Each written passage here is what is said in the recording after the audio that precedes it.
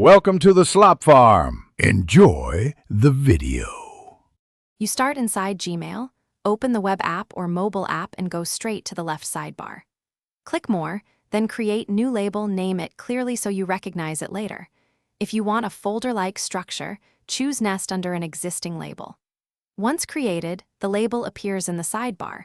Make sure it's visible by expanding more, because you'll need it immediately for sorting and filtering as we continue.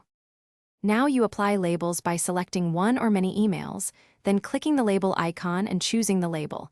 Labels can be stacked, so add multiple if needed. To automate, run a search that matches your criteria, click Create Filter, then choose Apply the label.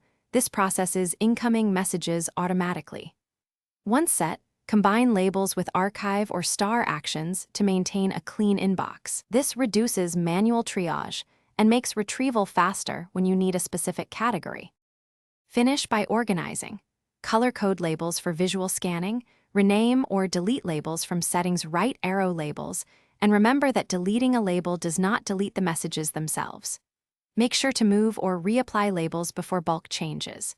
If labels don't appear on mobile or in third-party clients, check IMAP sync settings and your filter rules. Sometimes a filter overrides manual labeling.